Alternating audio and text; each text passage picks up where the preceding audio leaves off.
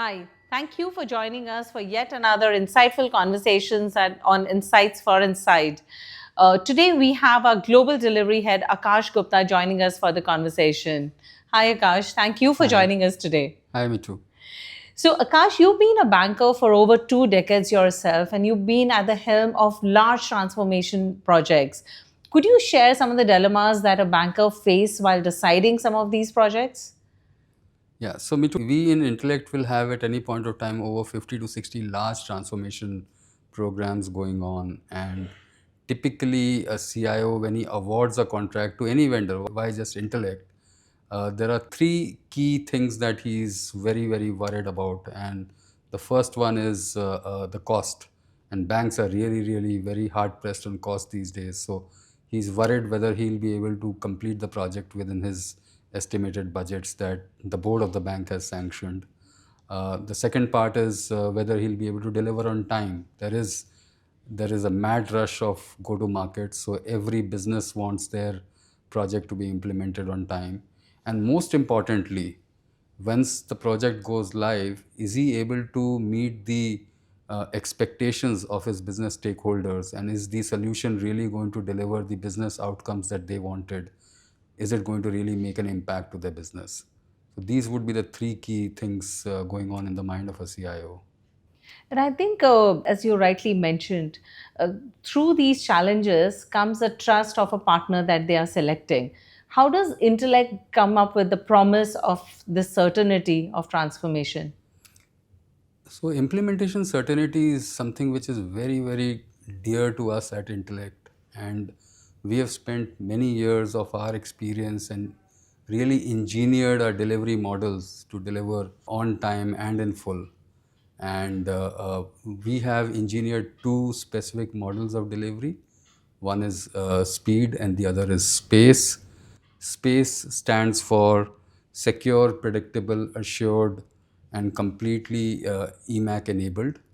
And speed is sprint based, EMAC enabled delivery. As the name, speed is all about a sprint based delivery, which can be either in 6 months or 9 months or 12 months. We call that speed 1, speed 2, speed 3.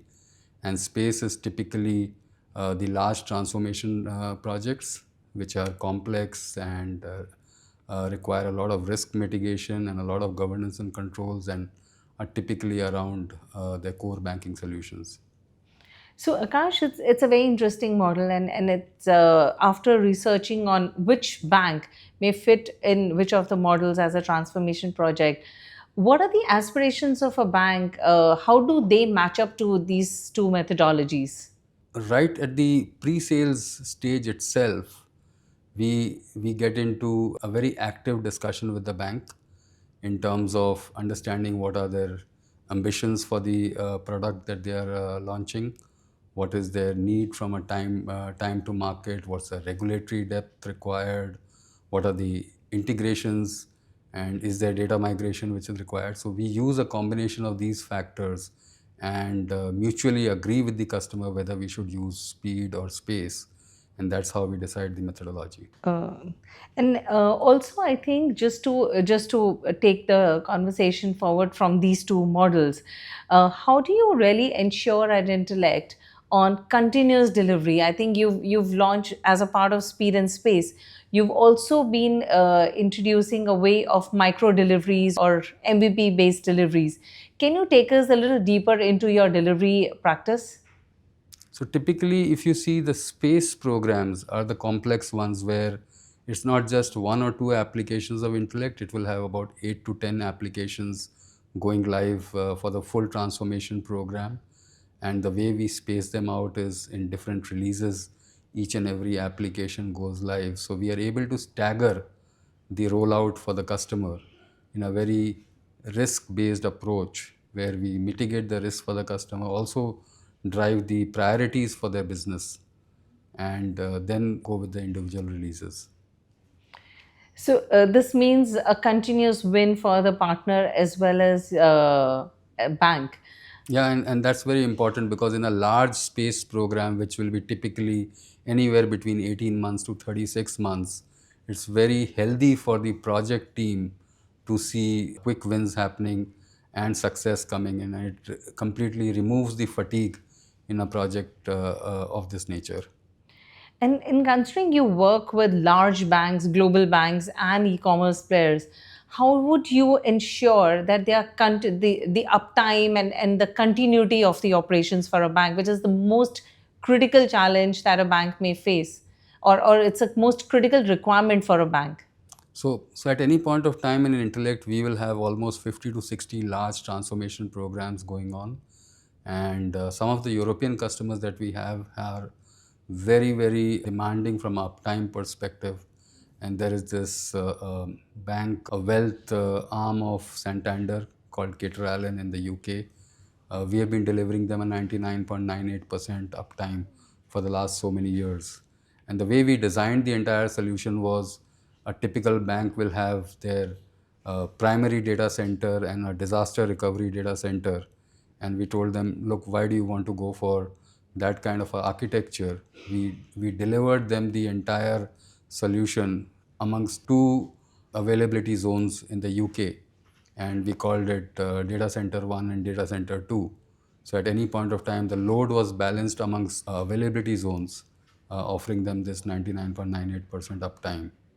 And if you look at scalability, we have this large e-com player in Germany called Otto, and they are in the business of e-commerce, and they also give small value short-term loans to their customers. On a typical day, they would be giving out about 100,000 to 150,000 loans. But come Black Friday, that volume goes over a million. So using the AWS, Fargate, and EK functionality, we are able to offer them that elasticity where they are able to scale up to these volumes very seamlessly using our EMAC architecture. And I'm sure this solution may be impacting global banks during festive seasons as per their regional requirements. So I'm sure the same benefit and the same solution is benefiting and supporting the banks across the globe. Absolutely. And come back to India, back home in India, if you see the entire country's NEFT and RTGS volume skyrockets on 31st March, which is the financial year closing. It's like over 10 million transactions on that particular day. 35% of India's NEFT and RTGS is done by RBI themselves, and that volume gets processed on our EMAC eCubear solution. Talking about Reserve Bank of India, it's one of the largest core banking installs or clients that Intellect has today. And I would want to understand a lot more deeper, and it'll be intriguing to know how a transformation project at that scale was conducted, and what may be the pressure points or the solution points that you can share with us. And the RBI implementation is something very close to my heart because that was one of the most, I would say, risky implementations that the team had to undertake. And they were using our legacy solution called eCubear. So we rechristened it to eCubear 1, the legacy solution, which was on the traditional architecture, and we had to upgrade them to the new EMAC solution, which was eCubear 2. And the manner in which we did the entire planning along with RBI was to release the system over 8 releases, and we delivered that in 27 months. And we used a core principle from a design thinking perspective. We created a coexistence framework. So at any point of time, when we were making our releases, both eCubear 1 and eCubear 2 were coexisting, and the users of the bank were seamlessly using EK1 and EK2 without even knowing that such a large transformation was going on in the kitchen. And this entire solution got delivered in 27 months completely without users having to go through the full process of trained on the new application. It's very interesting to note because every transformation of the scale that we are talking about must be bringing different challenges across to both the bank as well as the team implementing. And at Intellect, can you share some more examples of such crisis management or situations which you came across, and it needed a very quick thinking and working around for a solution delivery? It's very interesting you're asking this question because just last year we were going live with a with a Zimbabwean bank, and this was a completely core banking transformation with almost 9 or 10 of our applications going live for them. We were all set and all ready for going live over the weekend. And just 4 days before the go live, the Zimbabwean government introduced a new currency called ZIG. And the CEO of the bank came and met us and he said, you know what, I can't change the go live date, but at the same time, I need to comply with the requirement of going live with the new currency. So the entire data which was already there in the old legacy currency of Zimbabwe had to be converted into the new currency. The entire GLs had to go through the full change. And we were able to do it because we were on a microservice architecture. So we changed the currency configurations and we were able to test it without impacting the rest of the solution. In fact, this was amongst the first few banks to go live with the new currency, and some of the established players in that market weren't able to do it for the next 10 to 12 days also. Wow, that must have been a great experience for the bank as well, and being at the helm of such a change and still being able to achieve an aspiration to that order. Yeah, this was very fulfilling. In fact, we got an award for this as well. Okay, that's great. Coming on to this, what I really realize is that the people, the processes, are at the center of making any such transformation, any such partnership a success.